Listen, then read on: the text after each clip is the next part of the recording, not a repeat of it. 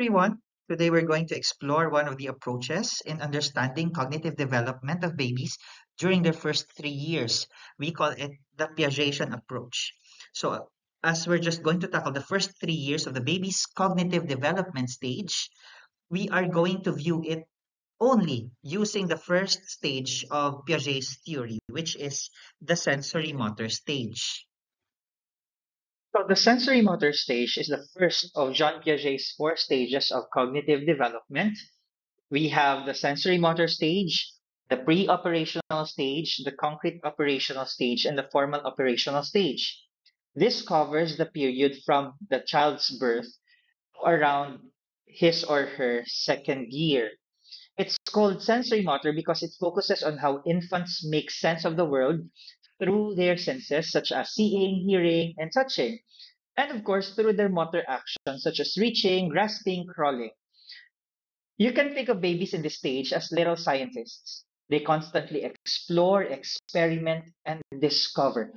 But they don't just react to the world around them, they actively engage with it, learning through trial and error. Three motor stage.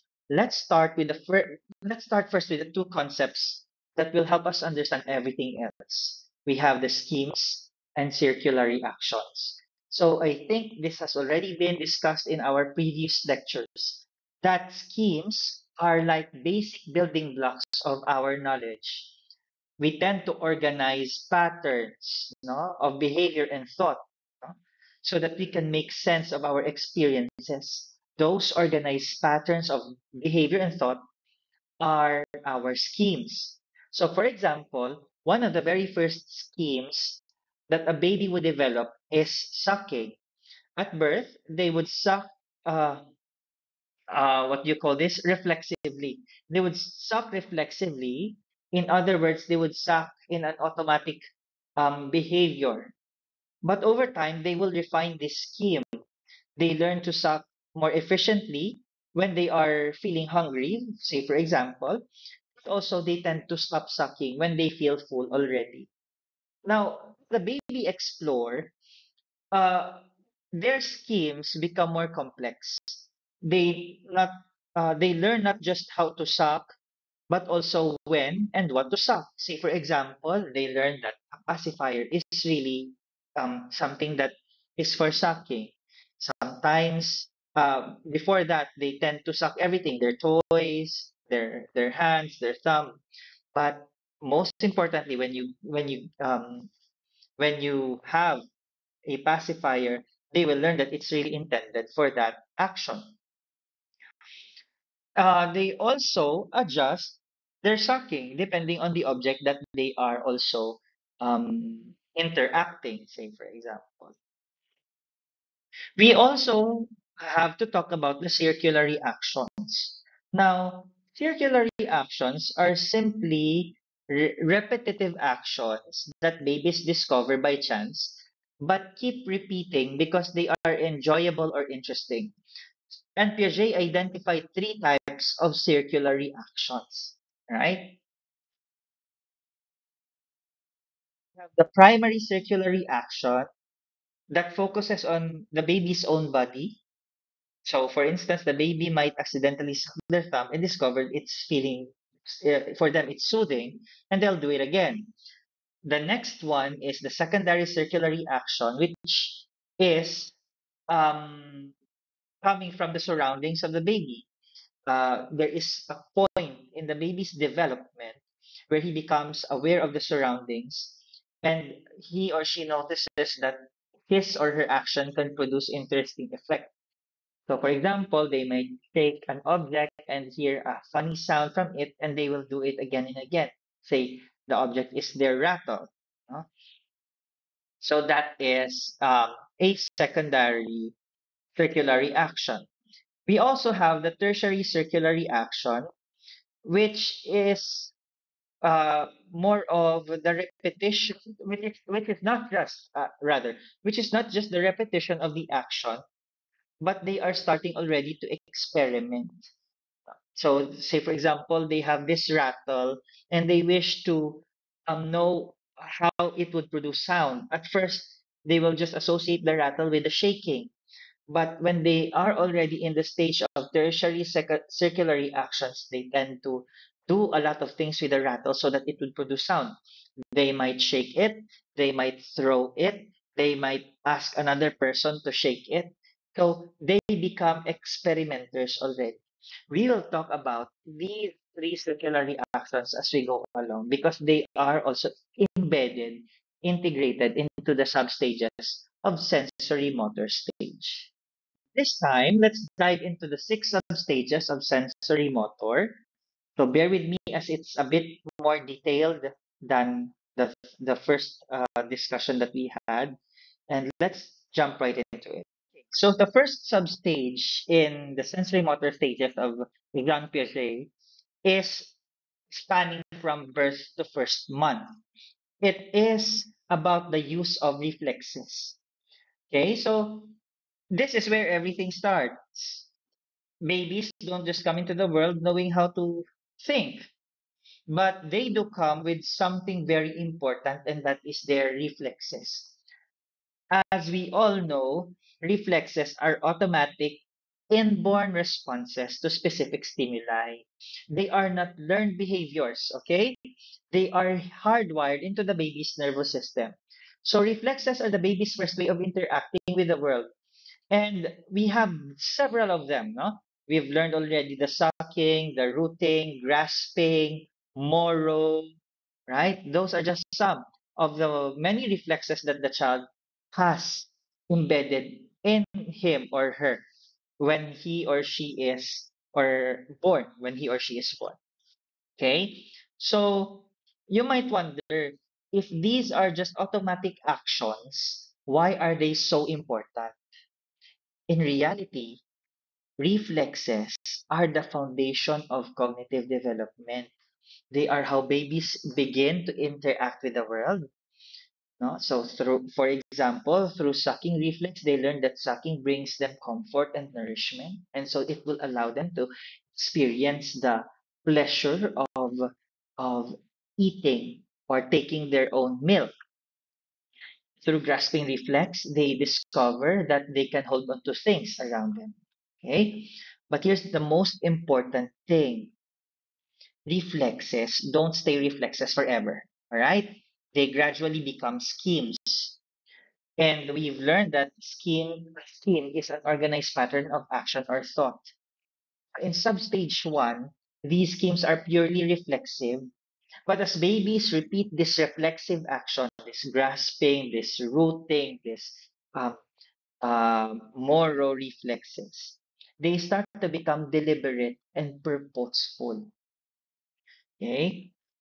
So another important point is that babies do not develop new reflexes in this stage. They are born with a set of specific or basic reflexes, and these do not change. What does change, however, is how they use these reflexes. Because as time goes by, as they tend to continue using these reflexes, they become more refined and gradually they turn into intentional behaviors. Okay? So you might also ask, if these are just reflexes, how do they help the babies learn? So reflexes help the babies learn because it somehow introduces to them slowly the basic cause and effect relationship of things. That sucking brings comfort, that grasping allows them to experience things around them, and these experiences lay the groundwork for more complex learning in the latter stages. And now that we're done with the first substage, let's go to the next. The second substage of the child's development is considered as the primary circulatory action. So it spans from the first month to the fourth month. And this is where babies begin to take their first step towards exploring the world. But of course, the focus is still on themselves. So we've already discussed what a circular reaction is, right? A circular reaction is uh, a repetitive action caused by an accidentally pleasurable experience that the child was able to gain. Now, they are simple. so that the babies would be able to perform it easily. And here's the catch. When we talk about primary circulatory actions, it's all about their own body. That's why it's called primary, because these actions are centered in the baby's body. So let's talk about how do primary circulatory actions work. So at this substage, babies are not exploring the outside world yet. Whatever it is that they're grasping outside, they're not yet somehow intentional or aware about these things. They are just discovering their own body. So the first time an action happens, it's usually an accident. But if it feels good, excuse me, they tend to repeat it. Say for instance, a baby may accidentally bring their thumb to their mouth. If they find it soothing, they'll do it again. That's thumb sucking, right? A baby may also make sounds, may hear it, and may be pleased by the sound of it, so they would repeat it, such as cooing, no? A baby may kick and would feel the movement and would repeat it. That's kicking their legs. However, here's the big idea. Primary circulatory actions mark the transition from reflexes to deliberate action. So it's the bridge between reflexes and intentional actions. In substage one, we realized that all of those things are automatic. There is no autonomy yet with the actions of the child. But in substage two, comes first month to fourth month approximately, these reflexes becomes more intentional action. Okay? So yeah, that is the second stage or second substage of the sensory motor stage. Okay. Another thing that I might forget. You might be also wondering, what are the babies actually learning from this? First, they would develop sensory awareness. They learn how different touches would feel. They would feel that sucking the thumb is quite different from the pacifier. They learn to recognize their own voice when they coo. Huh? So also they would develop basic motor skills because by repeating actions, they gain better control over their movements. They begin to understand somehow, no, the most basic principle of cause and effect. So that is the primary rather, circular reaction of the sensory motor stage rather. And this focuses on the secondary circulatory actions of a child. This substage usually spans approximately 4 months to 8 months. Okay.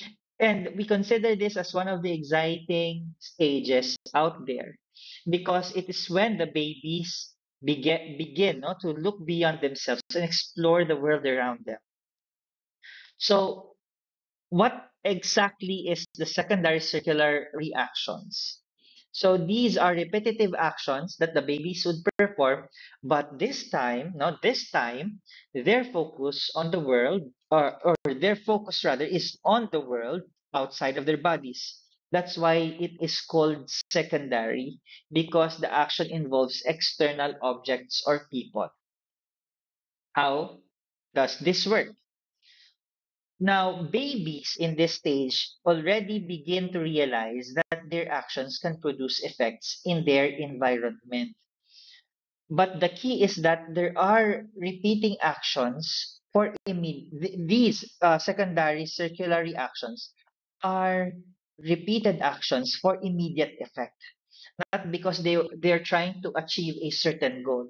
So they are intentional of the act, but they don't have any goal at all inside of their head as to why they are doing the action.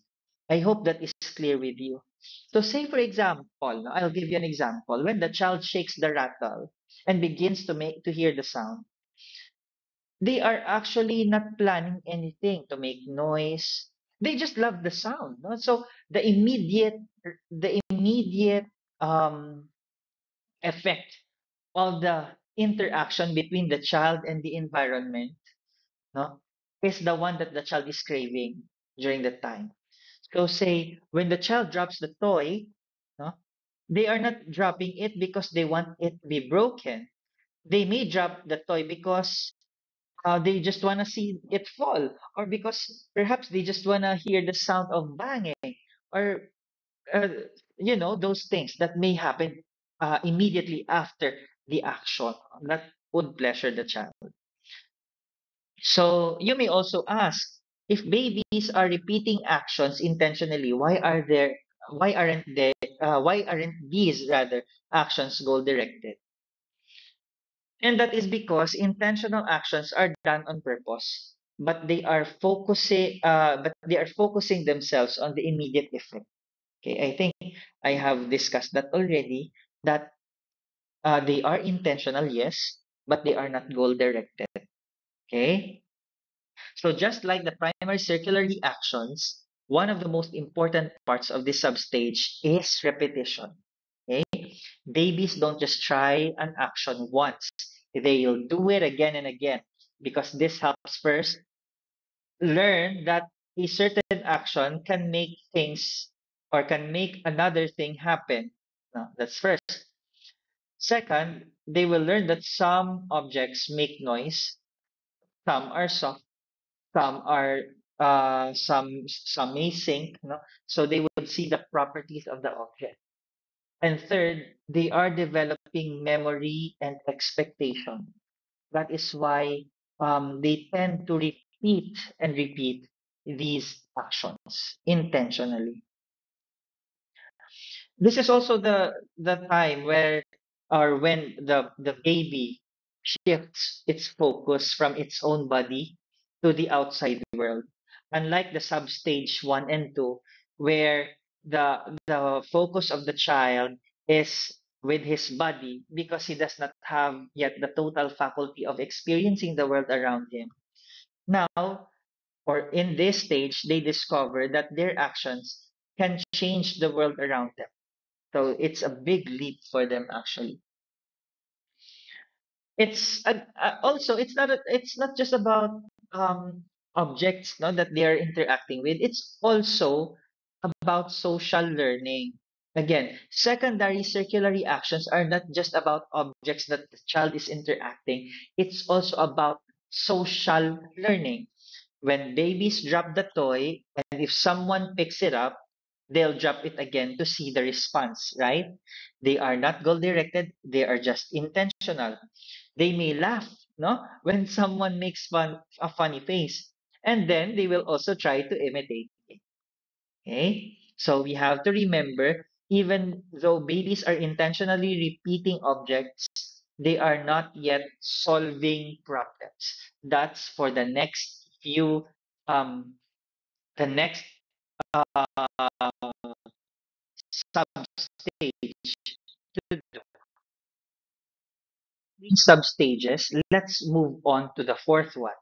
The fourth one focuses its attention on the coordination of secondary schemes. It's approximately spanning from the 8th month to the 12th month of the child. So this is a game-changing stage because babies are no longer just exploring, they become problem solvers themselves. So what exactly does coordination of secondary schemes mean?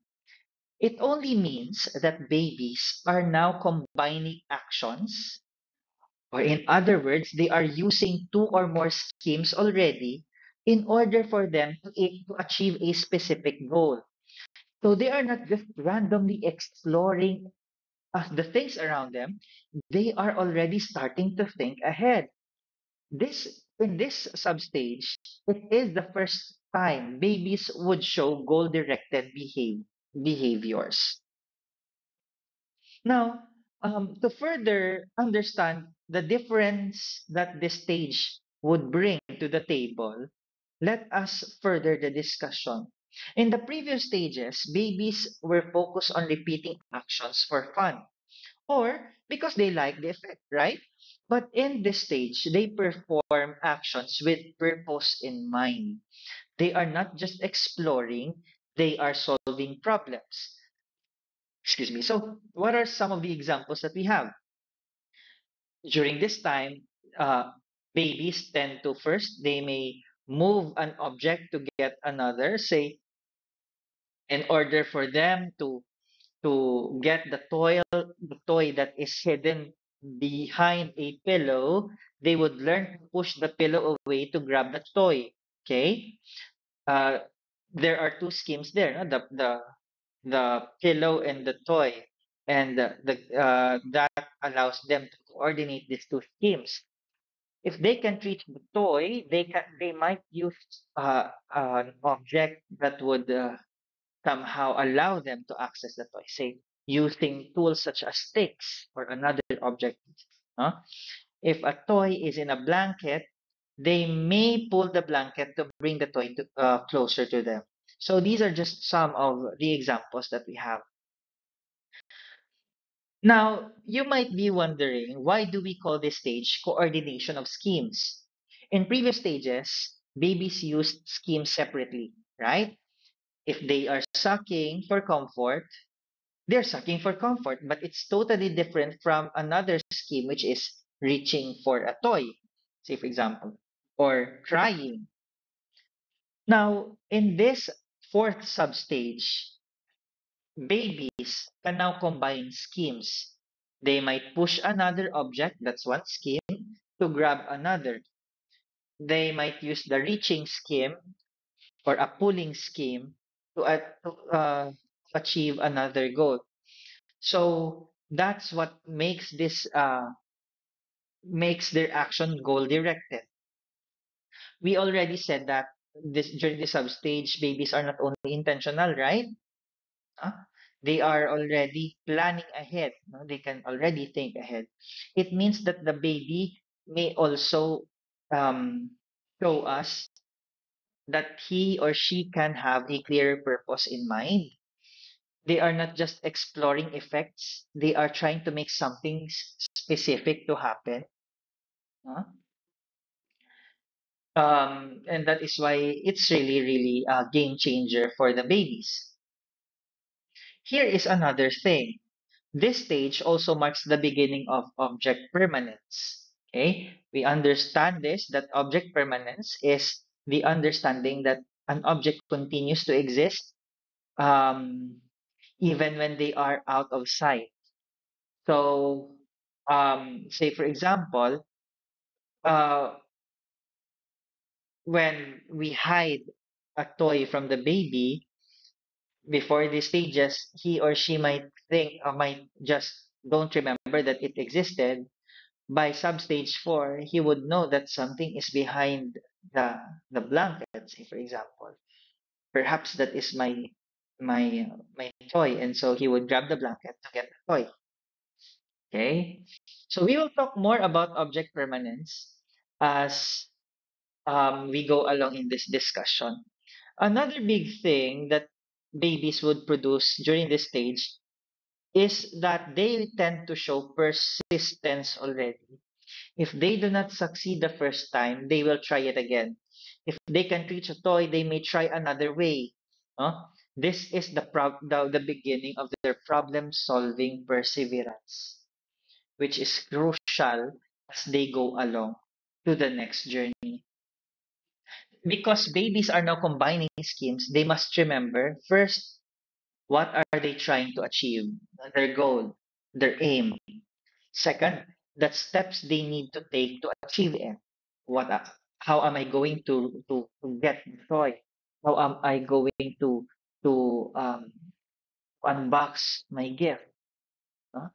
And at the same time, they must remember that this is the beginning of multi-step problem solving. Okay, so let us learn more about uh, these sub-stages as we go along in this discussion. So the fifth substage, we're already on the fifth, involves tertiary circulatory actions, and it spans from 12th month to 18th month. So 1 year and up to 1 year and a half. Okay, and it is the stage where babies become little scientists because they are no longer just exploring, they are starting already to experiment. So what exactly is a tertiary secondary reaction. It is a circular rather. It is a circular reaction because it's repetitive. However, it becomes tertiary because of this twist. It is tertiary because babies are not just repeating what they know. They tend to experiment things. They are now trying new actions to see what new effects they can create with the object that they are interacting. So, say for example, a baby would not only interact with a rubber duck by just squeezing it. In order for the baby to produce sound, sometimes she would smash it on the floor so that it would sound, and the baby would just laugh, or she would stamp his or her feet on that rubber ducky. So these are his or her ways of interacting with this object, so as to ensure that he would get, you know, the same, similar, if not the same, or varied results. So babies are not just repeating actions, they are trying different methods to see what happens. Okay? But you might also wonder, why is this different from secondary reactions in the substage 3? In the substage 3, babies were repeating actions for the same effect. uh, But in substage 5, they are testing already. They are not just repeating, they are testing. They are trying different ways, different actions, different combinations, and see what are the effects of these actions or combinations to a certain object.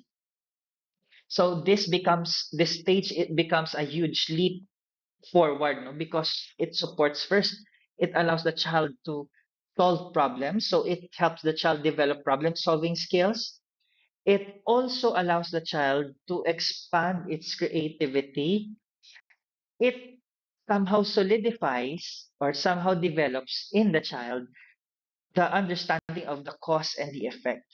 And at the same time, it allows the child, no, to remember what worked for him and what did not. So the memory and the flexibility is there. Now, the driving force behind the stage is curiosity. Okay?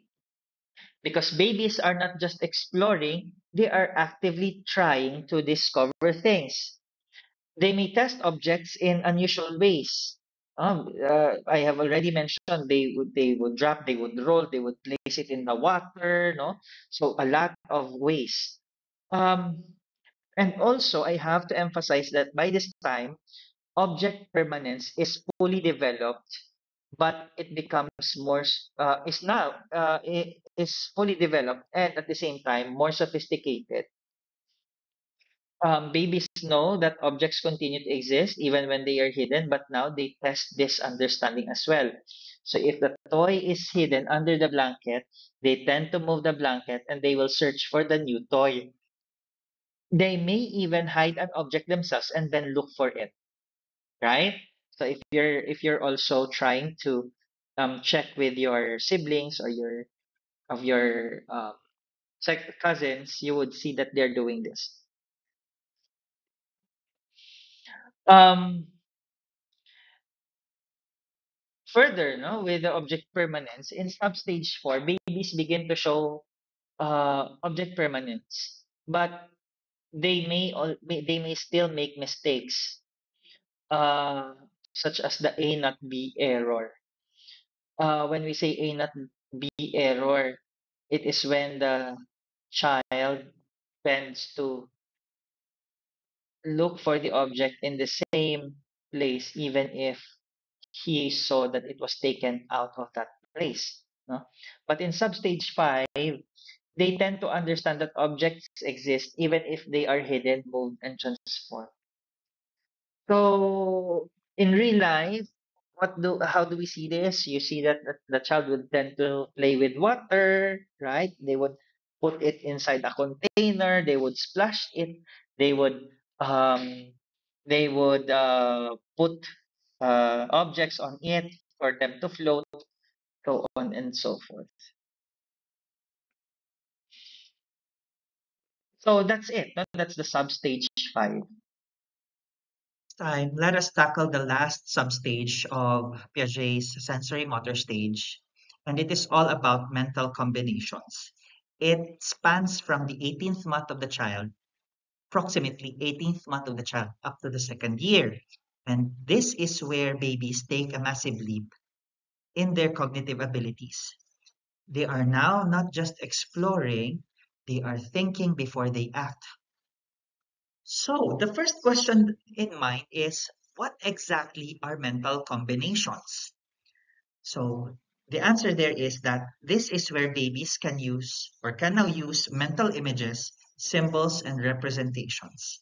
In other words, they can now think before things, or they can now think about things without directly experiencing them. So, they no longer have to rely on trial and error.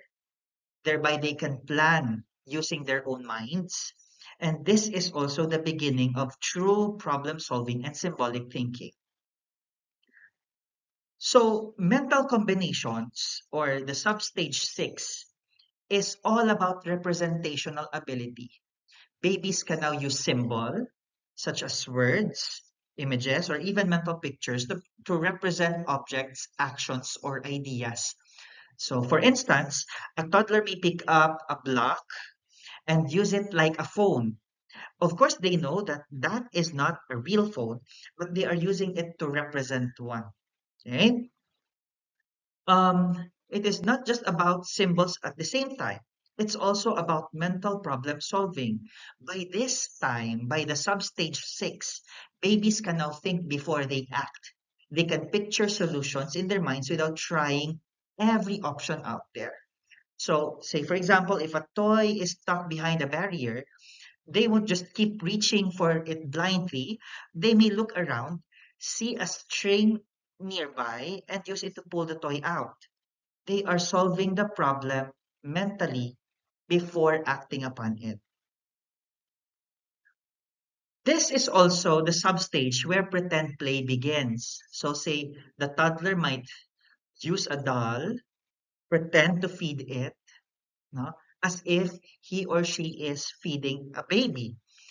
They may use a toy car to drive, quote unquote, around and pretend that they are in a city. So, the important part as well is that pretend play shows that babies understand that one thing can represent another. Okay, it's not that they feel as that is the real thing. The block is the real phone. They know, of course, that it is not. They understand that it's just a representation of what is a real object. This stage as well, object permanence is fully developed. Babies know that objects continue to exist even when they are out of sight, but their understanding is much more sophisticated by this time. First, they can picture hidden objects in their mind. Second, they can even search for an object in multiple places. Say, for example, if they saw that you hid their toy under the blanket and then they saw you move it, they will also learn, to search for that toy in that new location. They may even try to find an object that they saw hidden several minutes ago. So uh, that's really a hallmark of memory development for them. So why do we think that this substage of mental combinations is a big deal? First and foremost, is the beginning of symbolic thinking, which is the transition of the next stage, for the next stage of Piaget's theory. It is where true problem solving begins. And at the same time, this is an important substage for language development. They learn to associate words, pictures, names to describe an object. When they see a picture of a horse, they know that it is associated to its spoken symbol, which is the sound horse. Huh? It's also the beginning of pretend play, which is essential for imagination, no? So creativity, and even social development. So those are the sub-stages of sensory motor stage, according to Piaget. Now, beyond these six sub-stages, there are a few important concepts that develop during this period as well. Let's take a closer look at them. First, let's talk about object concept. Um, I just want to emphasize that just because the child can see things doesn't mean it's gone. So that's actually at the heart of what we call object concept. So what is exactly is object concept? Object concept is the understanding that objects that surround us first continue to exist even we can't see them. They are there. No? Second, that they have their own characteristics, color, size, shape, etc. And that they stay in the same place in space even if they're out of sight. So one of the most key part of this concept is that object permanence. We have already discussed that it is the idea that something still exists even when it's out of sight. No? When you hide the toy under the blanket, the baby just stares blankly or look away. That is the most common thing that happens, especially if the development of or the cognitive development of the child is really on its most primitive or most underdeveloped stage. Um, this tells us that they have not developed yet their object permanence. Now, according to Jean Piaget, babies younger than 8 months don't understand the existence of of objects around them. Huh? Yet, but at around 18 to 24 months, most toddlers have it figured out. They know the object is still there, and they'll actively look for it. Now, I want to emphasize that object permanence doesn't just pop up one day. It develops gradually during the sensory motor stage. That's from the birth to second year, right? So please keep that in mind. But we may wonder, is this still an accurate timeline? Well, some researchers today think that maybe not. Why is that? Because babies might actually understand object permanence even before they're able to show it. Let me give you a quick experiment. So I want you to imagine a 6-month-old baby watching you hide a toy under the box. Now, mentally, you might know it's still there, but physically, they might not yet have the motor skills to lift the box, right? And say that, hey, it's here, no? And then grab it and show it with you. They don't have that motor ability yet. That's why more recent research started using tools such as eye tracking and looking time. All right, so the second concept that is key in the understanding of cognitive development of the babies is imitation. And what exactly is imitation? Well, it is exactly the ability to copy the actions, sounds, or behaviors of others. But here's the thing. There's not they're not just about copying. Imitation is not just about copying. For infants, imitation is a way of understanding the world. Okay? However, I want also to emphasize that Piaget actually identified two types of imitation. We have the immediate imitation and the deferred imitation. So how can we differentiate the two? First, we have the immediate imitation. It is where the child copies an action as it happens. So say for example, if you clap and the baby claps right away, that is an immediate imitation. So it's easy to be understood because of the word immediate. So right then and there, right after the action, the child would copy it. We also have what we call deferred imitation, and this is where the child copies an action after a delay. So there is already a span of time between the perception of the action, and the production of its copy. So, for example, when a child sees you wave goodbye in the morning, and then uh, in the afternoon, they started waving goodbye, seeing another person leave the house. That is a deferred imitation because there is a gap between the child seeing you, whom he or she will copy, and him uh, doing the action himself. So let's talk about how imitation develops in Piaget's sensory motor stage. It that Just like any other key concept, it does not happen instantaneously. It goes through several stages. So we know that in reflexive scheme, babies rely on reflexes. Thereby, there is no imitation yet during that time. In the primary circular reaction, babies begin to imitate simple actions. Huh? Usually those they can see on themselves, like sticking out their tongue. Huh? But this imitation is very basic. It's all about their own bodies. The following that is the secondary circular reaction. This time imitation becomes more visible because babies can imitate actions they see, but only in the model but only if the model is right in front of them. So it is somehow immediate. No? So for example, they may shake the toy if they see someone doing it as well.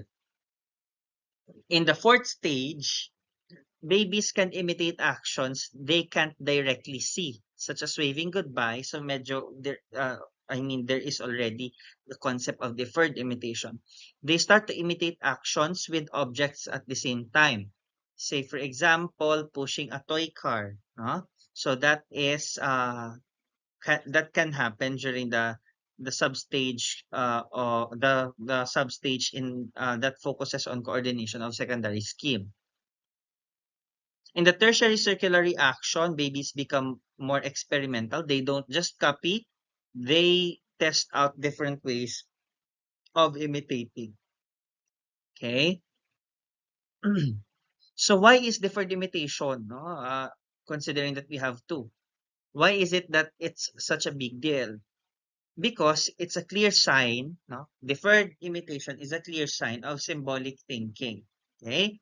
So a baby must remember the action, so he or she must copy a mental representation of it inside of his or her head. So it's actually showing us, no, the memory skill of the child.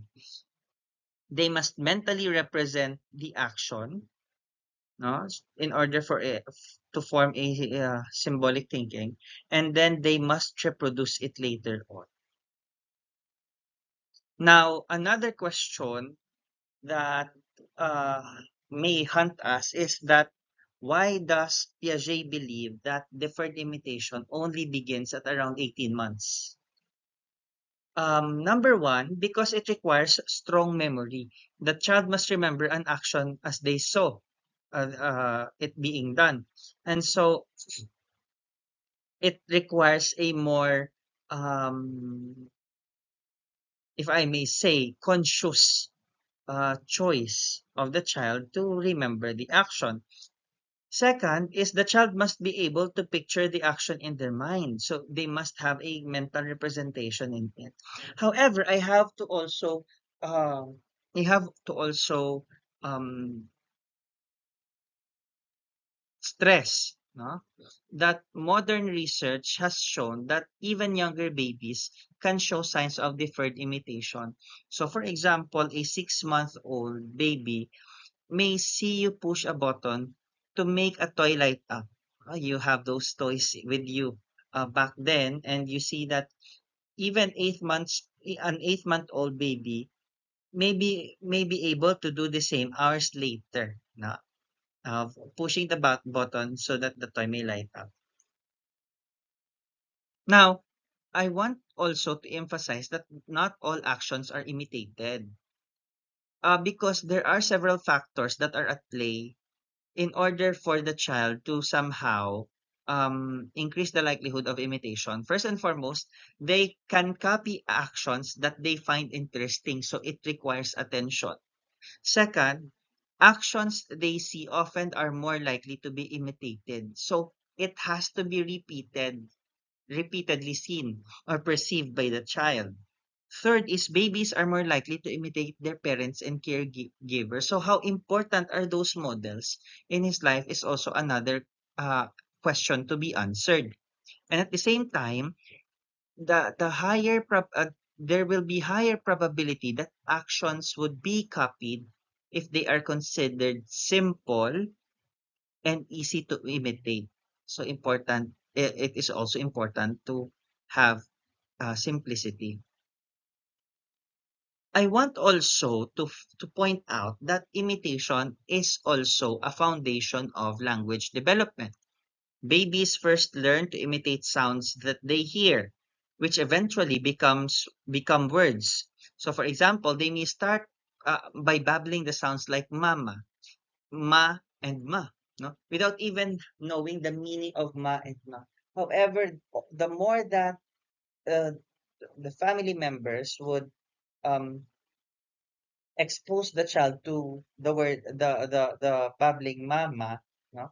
And at the same time pointing it to the person who cares for the child, then the child would know that mama as a sound, no, is a representation for that person who's nursing him, that person who's caring for him, that woman who gave birth to him. And so every time that he would see that person, he will call it as mama.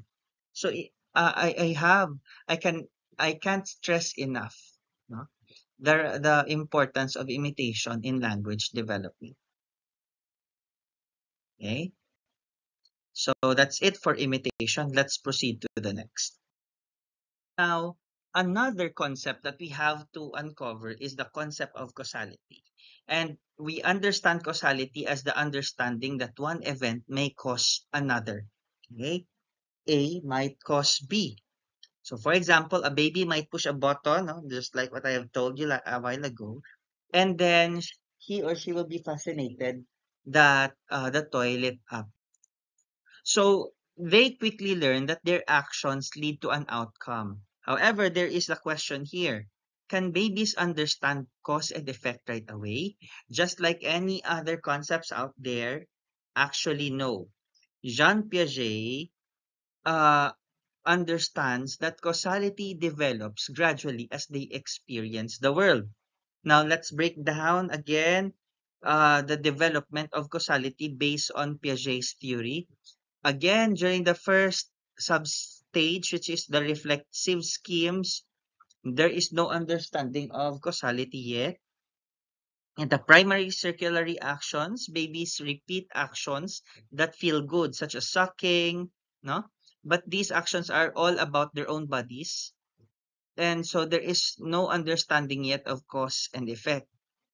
During the secondary circulatory action, we can see that that it is already the start where things becomes interesting for them. Babies start interacting with the world outside themselves, and they may be able to first shake a rattle, make it sound, no? If they like the sound, they will shake it again. They are starting already to discover that actions can cause effects, but they are not yet doing it with a goal in mind. They are only exploring things. As what I've mentioned a while ago, they are not yet goal driven. They are only intentional, right?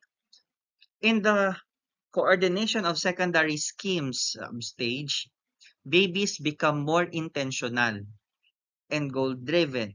They can combine actions in order for them to achieve a goal. Okay? So they are not just exploring, they are creating effects on purpose. And this is where intentional causality begins. Okay? So that is where internal causality begins. Now, causality isn't just about objects because you might think all along that it's all about the objects that the child is interacting. There are three main types of causality in Jean Piaget's theory. No? First, we have the physical causality, and this is about understanding how one object can affect another. So, for example, pushing a ball would make it roll. No? So, that is physical causality. The second one is social causality, and this is about understanding how actions can affect people, not anymore objects, but people. So babies quickly learn that when they cry, people around them will comfort them and will be more attentive to them. So they will do it again whenever they need to. We also have symbolic causality, and this is the highest form of causality, where thoughts, words, and symbols can create effects. So, for example, they say "mama" and mom comes over. That is a symbolic causality. I have also to stress out an important distinction, and that is the distinction between causality and intentionality. Now, how do we differentiate the two? When we talk about causality, it is about noticing that actions can cause effect. That's it. No? That A will cause B. No? Intentionality, on the other hand, means planning an action to achieve a specific outcome. So in substage 3, no? Uh secondary circular reaction substage. A baby would shake a toy and hear a sound. But he is not planning to make it sound. It just happens, no? That is intentionality. Now in substage 4, they start doing things on purpose. And that is causality. They would they would get the stick, poke the ball so that the ball would come to them or would go down from where it is hanging. That is already showing us causality. Now, the next problem is, how do really babies learn causality? At first, they would learn causality through trial and error. They don't know what will happen, so they will just explore. And then over time, they start recognizing patterns. They learn that pressing a button would make the toy light up, just like what I have um, shared with you as an example a while ago. And then eventually, they can predict outcomes. So, say for example, they know that if they will throw a ball, it will roll, right? And eventually, they would learn this cause and effect relationship would be crystallized inside of their heads. One more thing, uh, another important consideration, another important part in understanding causality is object permanence. We already know that object permanence is the knowledge of the existence of things even if they are not perceivable with our senses. Now, babies who do not understand object permanence cannot fully understand causality. That I would repeat. Babies who do not understand object permanence cannot fully understand causality. So, for example, if they push a ball under the blanket, they may not realize it is still there until they develop object permanence. They just thought that it vanished, but as regards to where it is and what caused that thing to go under the bed, they cannot understand it fully yet. Okay? So that is causality.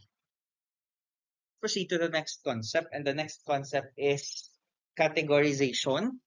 Now, how about categorization? How do we define this one?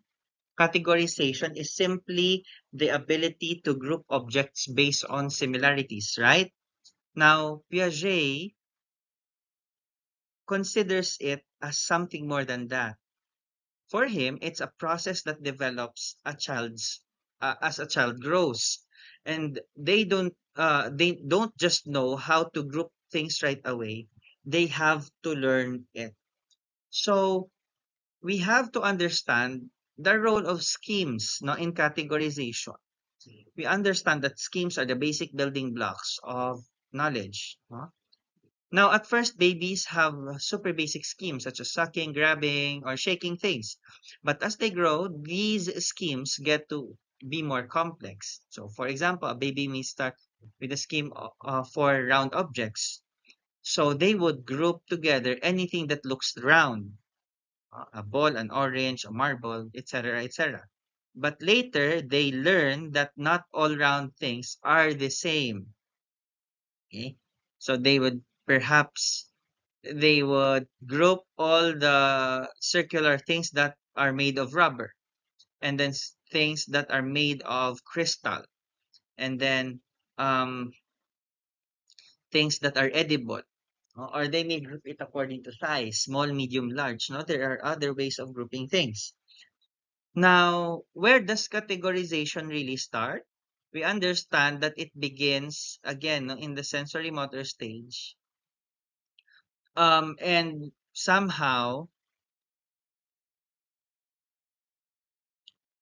it's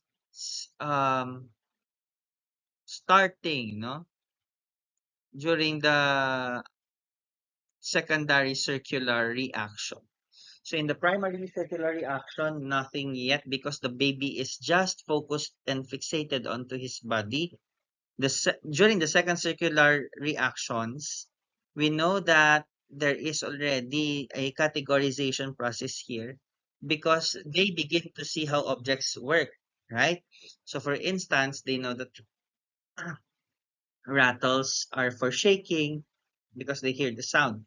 So in this stage, the secondary circular reaction stage substage, we understand that their capacity to categorize is by function.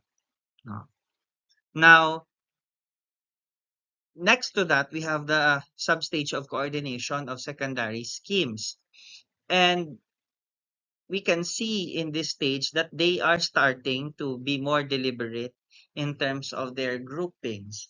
They know that a rattle is for shaking and the pacifier is for sucking. This is where categorization starts becoming clearer.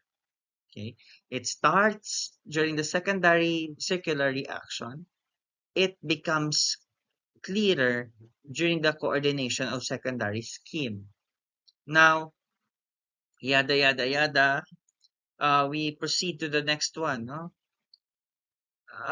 Because categorization does not just stop there, no?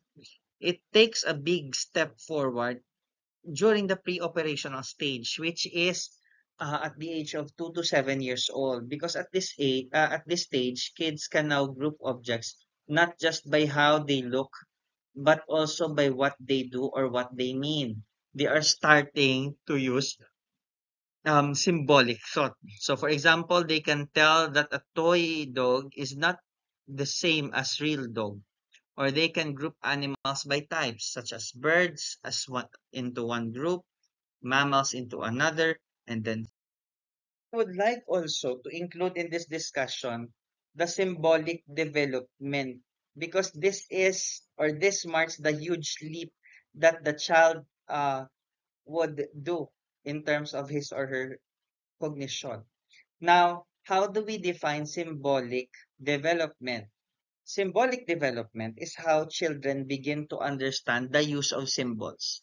That means things that stands in for something else, such as words, pictures, um, toys, and the like. No? So we also even consider gestures as a sign of symbolic thought or development. Now, one earlier signs of symbolic development is that what we call pictorial competence. Again, pictorial competence. What is pictorial competence? Pictorial competence is when a child starts to understand that a picture is not the actual object, but rather it is only a representation of the real thing. Say, for example, when the child sees a yellow circle with lines in the book that he is looking um, at first he thinks that it is just one with the sun that is hanging in or that is shown outside, you know, on the sky or in the sky. Now,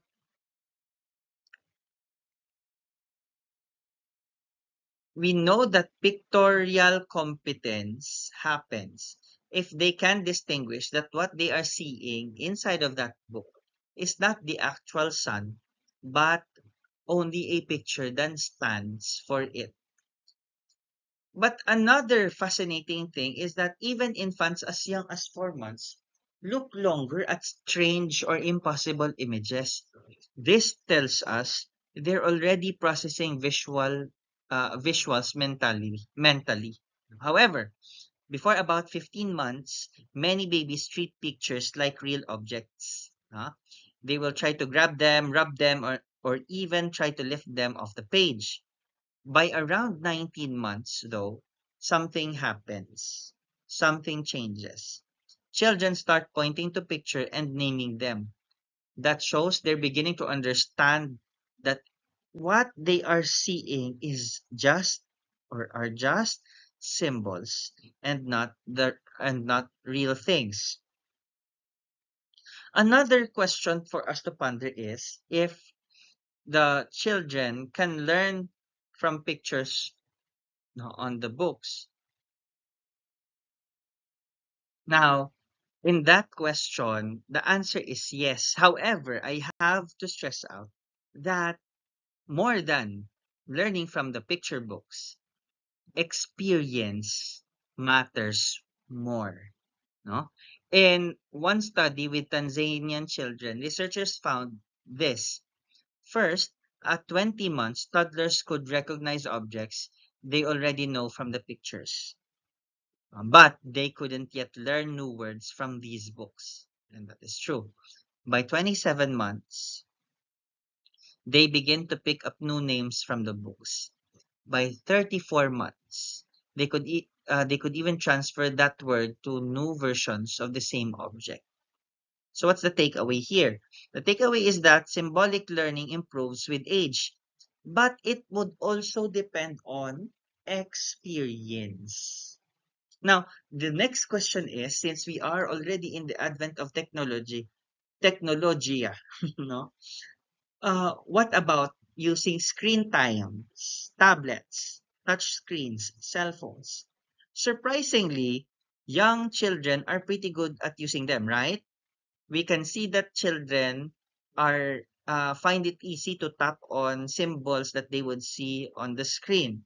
However, just because they can use a screen doesn't mean they are learning from it. Again, that doesn't that um it doesn't follow that they are using screen time most of the time. They are already learning from it. So for example, a toddler might watch someone solve a puzzle on a tablet, right? But still, if you are going to ask him to solve the same puzzle, she would have difficulty doing it. Because they often treat screen contents more like a photo than something to act on. That's what makes experience more um, important or more, uh, shall we say, better in terms of the child's learning. Now, how about video calls? Because video calls are also part of screen time. Now, that is where the thing becomes different. Because when someone on the other end engages with the child, learning becomes more effective compared to when the child is just watching a video. In fact, babies as young as 6 months can interact well in a live video chat. But of course, we can see here that it's not just about the screens, it's about the interaction. And this leads us to a really important concept, which we call video deficit. Now, what is video deficit? It means that young children learn less from videos than they do from real life experiences. Huh? So, therefore, we can say that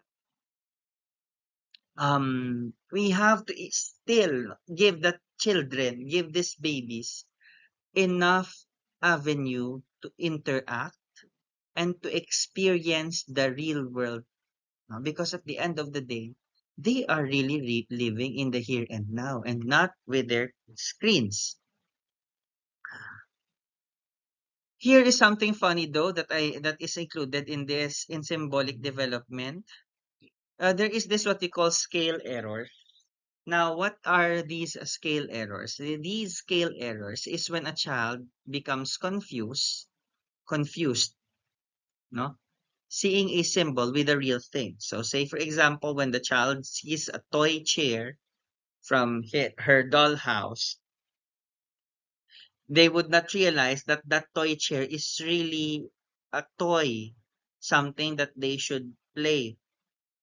So, what will happen is they will try to sit on it without them realizing that it's not the real thing. No? So there is a scale problem in terms of the size of the toy with the real thing. So sometimes you can also say that this is due to impulse control, which is lacking because they are too excited, perhaps. Now, other times, we can say that it's kind of a glitch in their brain, no? Because the part that recognizes the object and the part that plans the action aren't fully in sync during that time. Okay, so that is symbolic development. Discussed about the key points of the substages in Piaget sensory motor development. We've learned about several concepts that are key in these substages. The next is the critique of Jean Piaget. Let's take a step back and ask the question whether Piaget is actually right with what he has proposed, or did he miss something? So, um, Piaget believed that during the first 18 to 24 months, babies mostly learn through sensory input and physical actions or motor actions, right? In his view, this stage is a slow journey from basic reflexes to the beginning of thinking. Now, I want to emphasize something that is important. Piaget said babies don't really start using concepts or symbols until the second year of their life. So for him, it wasn't until the later part of this stage that babies begin to think in real symbolic way. However, new findings and researches suggest that somehow perhaps Piaget had underestimated the cognitive processes of these babies. Now, if the question is about whether babies were smarter than Piaget's thought, the answer is yes, probably. See, Piaget's method were based on what babies could do physically, right? If they can't do it physically, then perhaps the skill is not yet there. So, say for example, when he tested for object permanence, he expected that baby would show it by reaching, by grabbing, or searching. But here's the problem. Motor skills, just like language, no, is a requires gradual development. So sometimes, perhaps these babies would understood something but couldn't show it through action. No? So that is why modern methods in research for for populations of this age is important. No? So today researchers do things differently. Instead of allowing the babies really or waiting the babies to act upon or exercise motor skills, they use they use modalities that don't rely on big movements. So say for example, they used eye tracking, looking time experiments. No, the longer that the baby would gaze at that area, the longer that it recognizes it or that it is intrigued by it.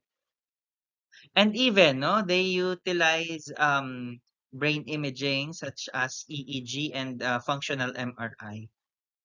Okay, so those are just some. However, we have also to acknowledge that at some point, Piaget got some of the things right. Let us be fair naman. No? Piaget somehow did a great job describing the sequence of how babies develop thinking skills, right? He also showed us that early mental abilities are different from adult thinking. And most importantly, he also emphasized that babies' thinking changes over time.